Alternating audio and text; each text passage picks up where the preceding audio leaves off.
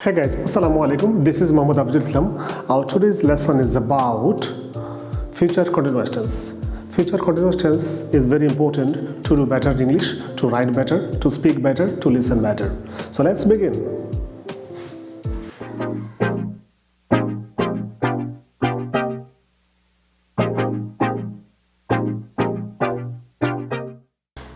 Yes guys, welcome back to my channel Magnificent English. আমরা আমাদের আজকের লেসনটা হচ্ছে ফিউচার কন্টিনিউয়াস টেন্স নিয়ে আমরা ডিসকাশন করব, যেটা আমাদের প্রত্যেকটা লেভেলে দরকার।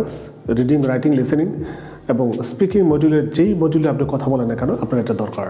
এবং কারো কথা যদি আপনি ভালো করে বুঝতে হয়, কোনো একটা প্যাসেজ অথবা কোনো একটা রিডিং আর্টিকেলস পড়ে যদি আপনি ভালো করে সেন্স নিতে চান, তাহলে অবশ্যই আপনাকে সেই বিষয়টার উপরে আলোকপাত করে টেন্সের যে ফর্মুলেশনস যেগুলো আছে সেগুলো জানতে হবে। তার মধ্যে আজকের লেসনে যেটা দেখতে পাচ্ছেন ফিউচার কন্টিনিউয়াস টেন্স, এটা আমাদের জন্য খুবই দরকার। তাহলে চলুন সেই আলোচনাটা সহজ করে তুলে ধরা যাক। ফার্স্ট অফ অল আমরা দেখবো যে এটা ডেফিনেশনটা কি।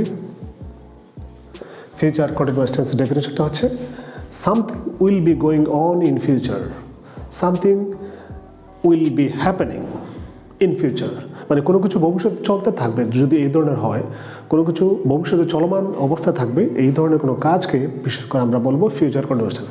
তাহলে আমি যদি শর্ট করে লিখি এখানে সামথিং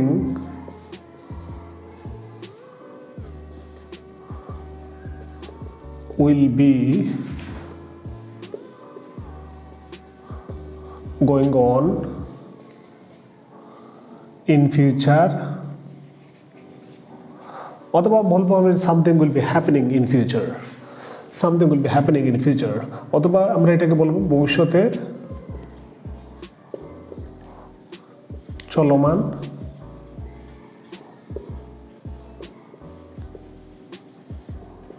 কোনো কাজকে যদি আমরা বুঝতে চাই তাহলে সেটা হবে ফিউচার কন্টিনিউয়াস টেন্স। এবার দেখেন এটা স্ট্রাকচার কি দাঁড়ায়।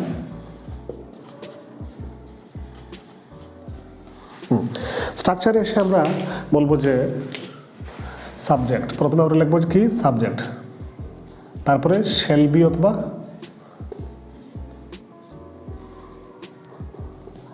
উইল বি, তারপরে বি ওয়ানের সাথে আইএনজি দিব, তারপরে অবজেক্ট দিব, তারপরে এক্সটেনশন অর্থাৎ এক্সট্রা ওয়ার্ড যদি আমাদের অ্যাড করতে তাহলে আমরা সেটা করবো।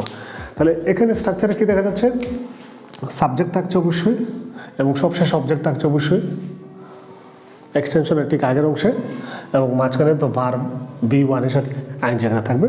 তবে অক্সিলারি ভার্ব হিসেবে শ্যাল বি অথবা উইল বি আমাদেরকে অ্যাড করতে হবে, যে কোনো একটা আমরা অ্যাড করব। আপনি যদি উইল বি ইউজ করেন কোনো সমস্যা নেই, উইল বিতে সাধারণত প্রমিজিং কোনো অ্যাকশনকে বোঝায়, আর শ্যাল বি দিয়ে ন্যাচারালি সিম্পল যে কাজগুলো চলতে থাকবে, চলমান অবস্থা থাকবে ভবিষ্যতে, সেক্ষেত্রে আমরা শ্যাল বি ইউজ করতে পারি। ওকে, যে দেখেন এবার আমরা যখন একটা এক্সাম্পল ইউজ করব তখন এটাকে আমরা সহজে বুঝে নিতে পারবো। যেমন আমি বইটি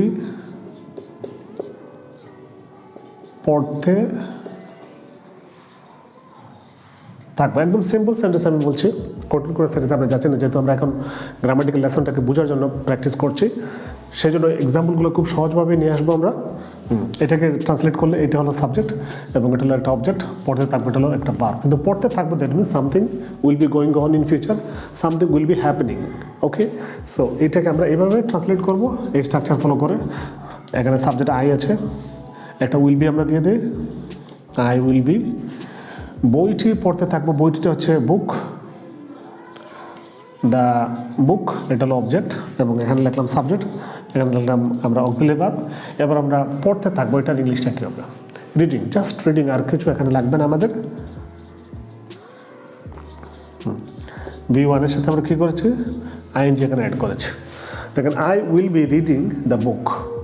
ইন ফিউচারের কথা এখানে বলার দরকার নেই, বিকজ আমি যখন উইল বি লিখেছি, এখানে যখন রিডিং দিয়েছি, রিডের সাথে রিড ভি ওয়ান আর তার সাথে আমরা আইএনজি করে রিডিং লিখেছি।